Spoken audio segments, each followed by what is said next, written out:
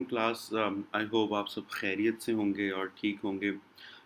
तो ये आज हमारा तीसरा लेक्चर है। इससे पहले हमने पब्लिक हेल्थ के बारे में और हेल्थ प्रमोशन के बारे में थोड़ा थोड़ा आइडिया लिया। आज मैं आपसे थोड़ा सा डिस्कस करूँगा कि हेल्थ प्रमोशन या पब्लिक हेल्थ कैसे एवोल्यूट हुई with the passage of the time. उसमें कौन कौन से फेजेस आए। अगर आप शुरू से बात करें पब्लिक हेल्थ, क्योंकि उससे 18th सेंचुरी से पहले हमारे पास बैक्टीरिया और वायरस का कॉन्सेप्ट इतना ज़्यादा नहीं था। जब हमारे पास वो कॉन्सेप्ट नहीं था तो उस वक्त पब्लिक हेल्थ भी इतनी डेवलप नहीं हुई थी। लेट 19th सेंचुरी में जब लुइस पॉस्चर आया और रॉबर्ट कॉच आया और उन्होंने बैक्टीरिया को डिस्कवर किया, वायरस को देखा, फंजाई और डिफरेंट प्रोटोजोआ को देखा, और उसके बाद आपको कोच पॉस्टुलेट्स पता होंगे, या वैक्सीनेशन के बारे में किस तरह वैक्सीनेशन आई, वहाँ से पब्लिक हेल्थ ने इमर्ज होना शुरू हुआ। तो आज हम थोड़ा सा पब्लिक हेल्थ की फेजेस के बारे में पढ़ेंगे कि क्या होते हैं, कि चेंजिंग कॉन्सेप्ट पब्लिक हेल्थ में क्या क्या है। अच्छा, जैसे कि आप सबको पता है कि पब्लिक हेल्थ तकरीबन डील करती है हर उस एरिया के साथ जो किसी न किसी तरह ह्यूमन लाइफ से रिलेटेड होता है या उससे अफेक्ट करता है। जैसे आपकी सिक्योरिटी, आपकी हेल्थ, आपके रिलेशनशिप, फूड, हंगर, आपका क्लाइमेट चेंज, आपकी water contamination, air quality, life in the water, life in air, ये तमाम चीज़ें जितनी भी रिलेटेड हैं ये सब पब्लिक हेल्थ एरिया कवर करता है। और बेसिकली पब्लिक हेल्थ के हम चार मेजर फैक्टर्स में इसको डिवाइड करते हैं। एक हमारा हेल्थ प्रमोशन है, एक हमारी एपिडेमियोलॉजी है। एपिडेमियोलॉजी वो होती है कि आप डेटा की बुनियाद पर किसी भी डिजीज़ के ट्रेंड को आइडेंटिफाई करते हैं या उसके फैक्टर्स को। उसके बाद हमारी जो तीसरी इसकी होती है वो हमारी बायोस्टैटिस्टिक्स होती है। आपने लास्ट में पढ़ा, बायोस्टैटिस्टिक्स भी बेसिकली मॉडलिंग होती है कि कैसे नंबर्स के ज़रिए आप आइडेंटिफाई कर सकते हैं। और चौथी आपकी हेल्थ पॉलिसी होती है कि इस डेटा की बुनियाद पर या हेल्थ प्रमोशन की बुनियाद पर जो आपने पॉलिसीज़ बनाई हैं वो किस तरह आप उसको एडवोकेट कर सकते हैं। तो चेंजिंग कॉन्सेप्ट्स क्या हैं पब्लिक हेल्थ में with the passage of time. Historically हम इसे चार फेजेस में डिवाइड करते हैं। पहली हमारी फेज थी डिजीज कंट्रोल फेज, 1880 से 1920 तक। ये डिजीज कंट्रोल फेज, ये वो फेज है जब बैक्टीरिया नया नया डिस्कवर हुआ। ये रॉबर्ट कोच का एरिया, रॉबर्ट कोच और लुइस पॉस्चर का टाइम है। ये वो टाइम है जब हमने डिजीज के बारे में आहिस्ता आहिस्ता जानना शुरू किया। फिर दूसरी फेज़ हमारी हेल्थ प्रमोशन फेज़ है जो 1920 से 1960 तक है, जहां हमें इंफॉर्मेशन हो गई थी माइक्रोब्स के बारे में, सैनिटेशन के बारे में, सैनिटेशन और डिफरेंट वाटर क्वालिटी के बारे में, एयर के बारे में। तो ये हमारी हेल्थ प्रमोशन फेज़ है। तीसरी हमारी सोशल इंजीनियरिंग की फेज़ है। ये वो फेज़ है जहां हमने सोशल कम्युनिटीज़ को इंट्रोड्यूस करवाना शुरू किया कि हेल्थ, उस वक्त तक कोई भी हेल्थ पॉलिसी या हेल्थ से रिलेटेड कोई भी एडवोकेसी कामयाब नहीं हो सकती जब तक आप उसके अंदर सोशल फैक्टर ना डालें।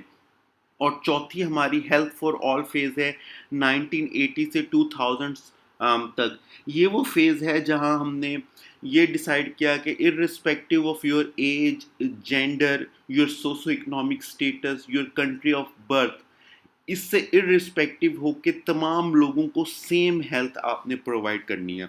इसके बाद पांचवा जो हमारा इरा 2000 से 2015 तक है, वहाँ हमने MDGs प्रोवाइड किए, मिलीनियम डेवलपमेंट गोल्स की। ये हमारे गोल्स हैं, हम इन तक पहुँचना चाहते हैं। और 2015 से 2030 तक, 2030 तक हमारे पास SDGs हैं जो हमने अचीव करने हैं, जिसे हम कहते हैं सस्टेनेबल डेवलपमेंट गोल्स। अच्छा, पहली पे ये थोड़ी-सी इसकी मैंने पिक्टोरियल की है कि जब डिज़ीज़ आया, उस शुरू में क्योंकि डिज़ीज़ के बारे में इतना नहीं पता था और आम तौर पर समझा जाता था कि बैड एयर की वजह से डिज़ीज़ होता है, जिसे हम मियाज़मा थ्योरी बोलते हैं। बैड एयर की वजह से शुरू के लोग ये बिलीव करते थे। वो आम तौर पर क्यों होती थी? पुअर सैनिटेशन की वजह से होती थी, अनहाइजीनिक कंडीशन की वजह से होती थी। ज़्यादातर डिज़ीज़ वाटर रिलेटेड होते थे, जैसे प्लेग वगैरह हो गया, ज़्यादातर डिजीजेज, या मीजल्स हो गया, डायरिया हो गया। तो इसलिए सैनिटेशन के ऊपर उस वक्त ज़्यादा काम किया गया। उस टाइम तक बैक्टीरिया डिस्कवर नहीं हुआ था, तो सैनिटरी लेजिस्लेशन उस टाइम लेके आए, ये सैनिटरी रिफॉर्म्स आए। फिर हमारी phase eye disease control phase 1880 से 1920 तक, क्योंकि उस टाइम हमें सैनिटेशन का आइडिया हो गया था, बैक्टीरिया हमारे पास डिस्कवर हो गया था।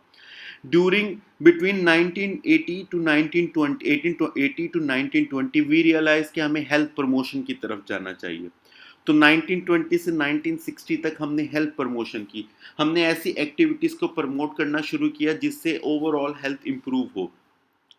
फिर उसके बाद हमने सोशल ऑब्जेक्टिव्स उसके अंदर लाना शुरू किया, कम्युनिटी की इन्वॉल्वमेंट हमने शुरू की, जिसे हम सोशल इंजीनियरिंग फेस करते हैं। चौथी फेज फिर वो थी जहां हमने रिच और पुअर के दरमियान, मेल और फीमेल के दरमियान, ओल्ड और यंग के दरमियान जो गैप था उसे मिनिमाइज करने की कोशिश की गई। उसे हम कहते हैं हेल्थ फॉर ऑल फेज।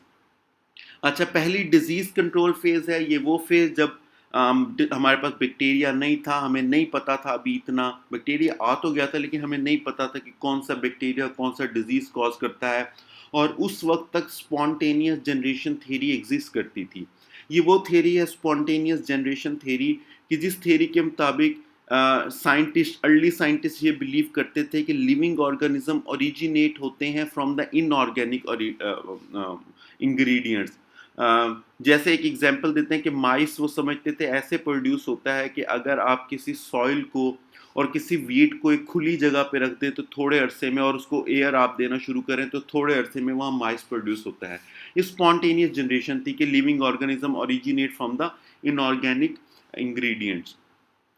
तो उस वक्त तक हमें बैक्टीरिया वायरसेस के बारे में इतना नहीं पता था। पहला साइंटिस्ट जिसने हमें बैक्टीरिया के बारे में बताया वो लुइस पॉस्चर था, जिसने फिर पॉस्चराइजेशन इन्वेंट की, वैक्सीनेशन के बारे में काम किया। तो डिजीज कंट्रोल फेज के अंदर सैनिटरी लेजिस्लेशन ज़्यादा थी, वाटर मैनेजमेंट, क्योंकि उस टाइम जितने ज़्यादा डिजीज थे आमतौर पर गंदा पानी पीने की वजह से होती थी। वेस्ट मैनेजमेंट, क्योंकि वाटर और वेस्ट आपस में मिल जाते थे। कॉलरा इसकी एक बहुत बड़ी एग्जांपल, कि कॉलरा बहुत ज़्यादा केसेस फैलते थे, तो उसको ये समझा जाता था कि वाटर और वेस्ट मटेरियल आपस में मिक्स हो जाते हैं। और ये ट्रू भी है कि कंटेमिनेटेड वाटर की वजह से कॉलरा फैलता है, लेकिन उसका पॉजिटिव एजेंट भी होता है। ट्रीटमेंट और डायग्नोसिस में उतना काम नहीं हुआ था उस इरा में। अच्छा, दूसरी हमारी जो फेज़ है वो हेल्थ प्रमोशन फेज़ है। हेल्थ प्रमोशन फेज़ वो थी जहां हमने आइडेंटिफाई करना शुरू किया कि एक्चुअली अगर आपने ओवरऑल हेल्थ इंप्रूव करनी है हर हर एज फेज़ के अंदर, तो आपको डिफरेंट सर्विसेज प्रोवाइड करनी पड़ेगी, आपको एजुकेशन प्रोवाइड करनी पड़ेगी। तो वहाँ आपने maternal and child health services produce की। उससे पहले दुनिया में सबसे ज़्यादा डेथ मदर्स की ड्यूरिंग डिलीवरी होती थी, या बच्चे की फ़ौरन पैदाइश के बाद होती थी, या in with in the 1 year हो जाती थी, जब उसको इतनी हेल्थ सर्विसेज मुहैया नहीं की जाती थी, डायरिया की वजह से या जॉन्डिस की वजह से। फिर स्कूल हेल्थ सर्विसेज का कॉन्सेप्ट इंट्रोड्यूस करवाया गया, इनिशियल स्टेज के ऊपर हेल्थ सर्विसेज प्रोवाइड किए गए। इंडस्ट्रियल हेल्थ सर्विसेज को इंट्रोड्यूस करवाया गया, क्योंकि इंडस्ट्रीज एक बहुत ज़्यादा वे था एम्प्लॉयमेंट का, और बहुत से लोग इंडस्ट्रीज में काम करते थे, तो वहाँ हैज़र्ड जो होता था इंडस्ट्री की, जो उनसे पॉइजनस मटेरियल था जो हेल्थ के लिए सही नहीं था, अच्छा नहीं था, उसको एड्रेस किया गया पहली दफ़ा। मेंटल हेल्थ सर्विसेज इंट्रोड्यूस करवाई गई, इससे पहले मेंटल हेल्थ का कोई कॉन्सेप्ट नहीं था। बहुत सी डेवलपिंग कंट्रीज में अब भी मेंटल हेल्थ के ऊपर इतना वर्क नहीं किया जाता, लेकिन डेवलप कंट्री में मेंटल हेल्थ को एक बड़ा सीरियस कंसर्न लिया जाता है, और ये हेल्थ प्रमोशन फेज से है। फिर रिहैब सर्विसेज भी इंट्रोड्यूस करवाई गई, कि अगर आप एक डिजीज से गुजर आए हैं, या आप किसी एडिक्शन से गुजर के आए हैं, उसके बाद आपने रिहैब कैसे करनी है। इसके अलावा बेसिक हेल्थ सर्विसेज प्रोवाइड की गई। जैसे आज आप जानते हैं कि हेल्थ के 3 यूनिट हैं हमारे, प्राइमरी हेल्थ सर्विसेज, सेकेंडरी और टर्शरी। तो जो सा हमारा बेसिक हेल्थ यूनिट था वो उस वक्त इंट्रोड्यूस करवाया गया, और कम्युनिटी हेल्थ प्रोग्राम 1952 में इंट्रोड्यूस हुआ। तीसरी हमारी फेज थी सोशल इंजीनियरिंग की फेज, क्योंकि उस वक्त तक प्रिवेंटिव मेडिसिन और पब्लिक हेल्थ इम्प्रूव कर चुकी थी, तो पहली दफ़ा हमने ज़िंदगी में इंट्रोड्यूस करवाया गया जो हमारा कॉन्सेप्ट था रिस्क फैक्टर्स का। आज मैं भी जब अक्सर बोलता हूँ या लोगों से आप सुनते हैं कि इस चीज़ का रिस्क फैक्टर ये है, ये सोशल इंजीनियरिंग फेज़ के अंदर आया। फॉर एग्ज़ाम्पल, ये कहते हैं हम कि हेपेटाइटिस के लिए जो सा रिस्क फैक्टर है वो कंटेमिनेशन है, वो कंटेमिनेटेड वाटर है, या सिरिंज का रीयूज करना है, लो एजुकेशन है, पॉवर्टी है, ये उसके रिस्क फैक्टर्स हैं। या हम कहते हैं कि कार्डियोवास्कुलर डिजीज का रिस्क फैक्टर ओबिसिटी है। ये with the passage of the time हमने एपिडेमियोलॉजी के जरिए ये मालूम किया कि इसके रिस्क फैक्टर्स कौन कौन से हैं। इस इरा के अंदर पब्लिक हेल्थ पहली दफ़ा प्रिवेंटिव और रिहैब एस्पेक्ट डिजीज़ के और हेल्थ के उन्होंने एड्रेस करना शुरू कर दिए। उन्हें मालूम होना शुरू हो गया। फॉर एग्जांपल लेट 1900 के अंदर एक स्टडी हुई, यूएस के अंदर कोहोर्ट स्टडी हुई, तकरीबन 40 साल चली। आज हम सब जानते हैं कि कार्डियोवास्कुलर डिजीज़ के रिस्क फैक्टर कौन कौन से हैं। For example alcohol intake, smoking, contaminated water, obesity, high blood pressure, high cholesterol. उस वक्त ये नहीं पता था। उस वक्त हमें ये कोहोर्ट स्टडी हमने की 20-40 सालों तक, उसके बाद हमने ये रिस्क फैक्टर्स आइडेंटिफाई किए। तो ये कुछ चीज़ें थी जो हम रिस्क फैक्टर आइडेंटिफाई किए हमने सोशल इंजीनियरिंग फेज के अंदर। एक तो हमारी ऑक्यूपेशन की जहाँ आप काम करते हैं वहाँ हैजर्ड क्या है, कौन कौन सी चीज़ें आपके लिए हैजर्ड हो सकती हैं। फिर जो सी वर्कर्स हैं वो जो हैवी मेटल्स वगैरह यूज़ करते हैं, उसके अंदर कौन कौन से मेटल्स ऐसे हैं जो ह्यूमन रेस के लिए लीथल हैं। फिर स्मोकिंग को हमने डिस्करेज करना शुरू किया। उससे पहले स्मोकिंग एक फैशन समझा जाता था। सेकेंड हैंड स्मोक या पैसिव स्मोक को हमने डिस्करेज किया और उसे आइडेंटिफाई किया as a risk factor. Family history पहली दफ़ा हमने आइडेंटिफाई की कि रिस्क फैक्टर है। जैसे आज हम जानते हैं कि डायबिटीज़ आम तौर पर जेनेटिक होती है, इसका एक बहुत बड़ा risk factor genetic risk factor है जो पेरेंट्स से ट्रांसफ़र होता है। इसके लिए फैमिली हिस्ट्री होना है। उस वक्त हमें नहीं पता था। रेडोन गैस रेडोन गैस आमतौर पर इन्वायरमेंट के अंदर ट्रेस एलिमेंट्स में ट्रेस अमाउंट में मौजूद होती है और उसे इनहेल करने से सीरियस इन्फेक्शंस हो सकती हैं। एजिंग एक और बड़ा, इस पे बड़े अरसे से काम हो रहा है कि एजिंग एक रिस्क फैक्टर उस वक्त आइडेंटिफाई हुआ सोशल इंजीनियरिंग फेज की। जैसे आज हम कोविड के केस में कहते हैं कि 60 ईयर्स या 65 से ज़्यादा जिसकी उम्र है वो ज़्यादा ससेप्टिबल है या वल्नरेबल है कोविड-19 के लिए। फिर अदर इलनेस जैसे नॉन कम्युनिकेबल डिजीजेस थे, जैसे हमारा ये था हार्ट फेल्योर या रेस्पिरेटरी डिजीजेस। उसके अलावा ऐसे डिजीजेस जो फैल सकते हैं लेकिन उस वक्त तक उनके ऊपर इतना काम नहीं हुआ था, जैसे ट्यूबरकुलोसिस, जैसे मलेरिया। उसके अलावा हमने पोल्यूशन को रिस्क फैक्टर के तौर पर देखना शुरू किया कि एस्थमा के लिए फॉर एग्जांपल पोल्यूशन एक बहुत बड़ा रिस्क फैक्टर है। हार्ट डिजीज़ के लिए पोल्यूशन एक रिस्क फैक्टर है। और एक्सपोजर टू रेडिएशन कैंसर के लिए, मेलिग्नेंसी के लिए एक बहुत बड़ा रिस्क फैक्टर है। अच्छा, फिर हमने ये भी देखा कि हमने communicable diseases, non communicable disease को अवॉइड कैसे करना। एक कम्युनिकेबल डिजीज होते हैं बेटा, एक नॉन कम्युनिकेबल। कम्युनिकेबल वो होता है जो पर्सन टू पर्सन ट्रांसफर कर सकता है। फॉर एग्जांपल कोविड-19, for example tuberculosis, for example HIV, for example hepatitis, for example flu, for example influenza, for example plague, diarrhoea, या आपके कम्युनिकेबल डिजीज है। कुछ होते हैं नॉन कम्युनिकेबल डिजीजेज जो ट्रांसफर नहीं कर सकते individual to individual. Non communicable diseases के अंदर रिस्क फैक्टर्स बहुत इंपॉर्टेंस रखते हैं। नॉन कम्युनिकेबल डिजीज है फॉर एग्जांपल ओबिसिटी। ओबिसिटी एक दूसरे से नहीं लगती लेकिन ओबिसिटी के लिए रिस्क फैक्टर होता है, जैसे लैक ऑफ फिजिकल एक्सरसाइज। अच्छा, इसके अलावा आपके न्यूट्रिशनल जितने डिजीज हैं, क्वेशिकोर्म, रेस्मस, ये नॉन कम्युनिकेबल डिजीज है। Cardiovascular diseases non-communicable, kidney failure is a non-communicable, mental health issues non-communicable, cancers, all kind of cancers non-communicable diseases। तो हम किस तरह अवॉइड कर सकते हैं नॉन कम्युनिकेबल डिजीज को। एक तो मेडिकल एडवाइस आप फॉलो करें, फिजिकल एक्टिविटी। जितने भी नॉन कम्युनिकेबल डिजीजेस हैं उनके लिए दो बड़े इंपॉर्टेंट फैक्टर्स हैं, एक गुड न्यूट्रिशन, एक फिजिकल एक्टिविटी। न्यूट्रिशन का फ़ायदा भी उस वक्त तक नहीं होता जब तक आप फिजिकल एक्टिविटी नहीं करते। फिजिकल एक्टिविटी ओबिसिटी को काउंटर करती है, कार्डियोवास्कुलर डिजीज को काउंटर करती है। इसके अलावा तीसरा वैक्सीनेशन। आप बहुत से नॉन कम्युनिकेबल डिजीज के लिए आप वैक्सीनेशन भी करते हैं। ब्रेस्ट फीडिंग, आमतौर पर कहा जाता है कि अगर 2 साल तक आप ब्रेस्ट फीडिंग करें तो चांसेस हैं कि इंडिविजुअल जो न्यू बॉर्न बेबी है वो ज़्यादा लंबे अरसे तक सर्वाइव करता है।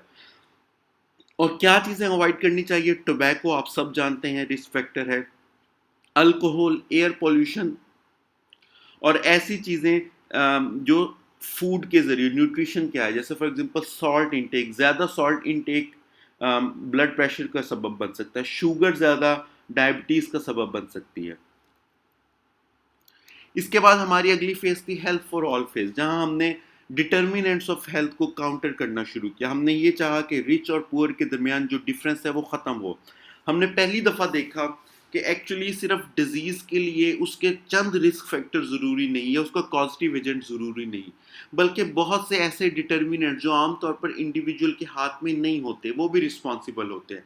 फॉर एग्जाम्पल इन्वायरमेंट, आप कैसे इन्वायरमेंट में रहते हैं ये शायद आपके हाथ में नहीं है, लेकिन ये डिटरमिन करता है आपके डिजीज़ को। फॉर एग्जांपल अगर एक ऐसा इन्वायरमेंट जहाँ पॉल्यूशन ज़्यादा है, या इस्लामाबाद का इन्वायरमेंट जहाँ पोलन एलर्जी होने के ज़्यादा चांसेस हैं, वहाँ अस्थमा होने के चांसेस बढ़ जाते हैं। एजुकेशन, आमतौर पर अगर आप एजुकेटेड हैं तो आपके पास ज़्यादा इंफॉर्मेशन और चांसेस है कि आप डिजीज़ से बेटर बच सकते हैं। इस तरह पॉवर्टी, सोशो इकोनॉमिक स्टेटस, आपकी जेनेटिक्स, आपकी जेंडर, कुछ डिजीज़ हैं जो सिर्फ फीमेल के लिए होते हैं, कुछ होते हैं मेल के लिए।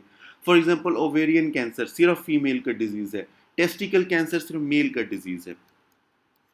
ले अच्छा, जैसे डेवलपिंग और डेवलप कंट्री के दरमियान एक बहुत बड़ा गैप है। आमतौर पे कहते हैं कि डेवलपिंग कंट्री के अंदर हर 60 और पर थाउजेंड 60 से 250 तक इंडिविजुअल्स की बर्थ डेथ हो जाती है, और ये सिर्फ डेवलपिंग कंट्रीज के अंदर। डेवलप के अंदर इसकी रेशियो सिर्फ 3/1000 है।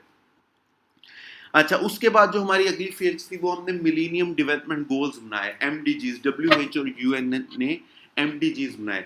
एमडीजीज का मकसद ये था कि हर मुल्क को ये गोल्स दिए जाएं कि वो किसी ना किसी तरह इनको अचीव करे। तकरीबन 189 कंट्रीज उस टाइम जो उसकी सिग्नेटरी थी, जिन्होंने उसके ऊपर सिग्नेचर किए थे। 2015 में हमने ये रियलाइज़ किया कि हम अपने एमडीजी से बहुत पीछे हैं, तो हम उसको अचीव नहीं कर सके। इसलिए 2015 में हमने एसडीजीज दिए, सस्टेनेबल डेवलपमेंट गोल्स।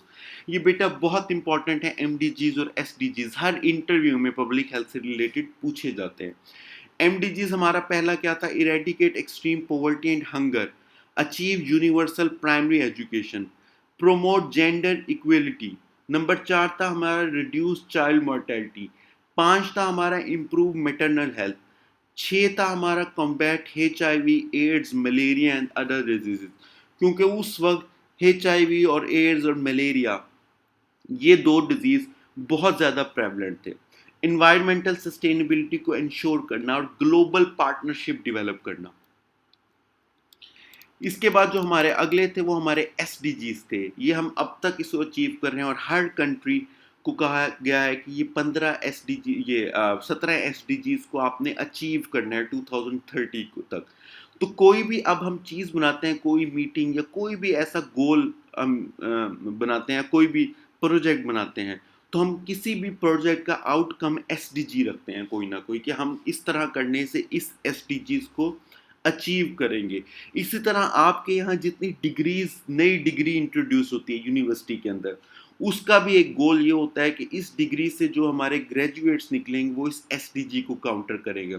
ये आपने मिलीनियम, ये tsunami tree, tsunami millennium tsunami trees जो आपने केपीके में देखा, ये भी एसडीजीज को अचीव करने के लिए था। डब्ल्यूएचओ ये जितने काम कर रही है पाकिस्तान में, ये एसडीजीज के लिए। इसमें पहला हमारा no poverty, zero hunger, good health, quality education, कि हमने कहा क्वालिटी एजुकेशन हर बच्चे का हक है। जेंडर इक्वलिटी, आपने आजकल देखा होगा, बहुत अरसे से देख रहे होंगे कि वुमेन राइट्स के बारे में बहुत ज़्यादा बात होती है।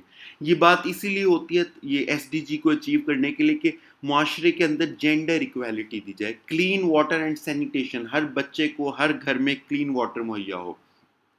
अफोर्डेबल एंड क्लीन एनर्जी, आपकी एनर्जी सनलाइट भी हो गई, आपकी आपकी सनलाइट से जो एनर्जी कन्वर्ट होकर आपके घरों के अंदर एज इलेक्ट्रिसिटी आती है, ये कितनी क्लीन या अफोर्डेबल है।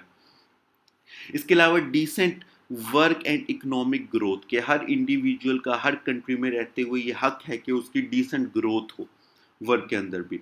फिर इंडस्ट्रियल रेवोल्यूशन और इंफ्रास्ट्रक्चर के ऊपर काम किया जाए, रिड्यूस इनइक्वालिटीज़।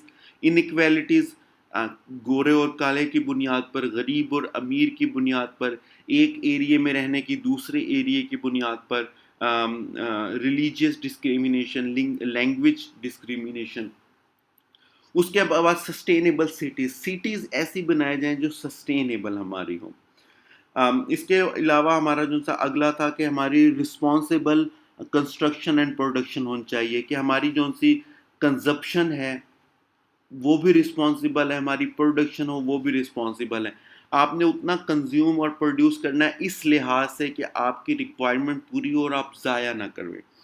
फिर आपका क्लाइमेट एक्शन क्या है, आपकी लाइफ बिलो वाटर यानी कि फिश वेज aquatic life, life on land for example आपके ट्रीज हो गए या आपकी बर्ड्स वगैरह हो गई, जस्टिस आपकी, और स्ट्रॉन्ग इंस्टीट्यूशन। आजकल आपने देखा है आपके नैब और ये इंस्टीट्यूशंस के ऊपर बड़ा काम होता है, ये भी आपकी जस्टिस की। और partnership for the goals, global partnership, ये आपके SDGs हैं, सस्टेनेबल डेवलपमेंट गोल्स। तो बेटा ये आज का हमारा लेक्चर था, बड़ा इंपॉर्टेंट लेक्चर था। SDGs और MDGs को अंडरस्टैंड करना, किस तरह ये काम करते हैं, फाइनल गोल इसका क्या है, इसे किस तरह अचीव कर सकते हैं, ये बहुत इंपॉर्टेंट है।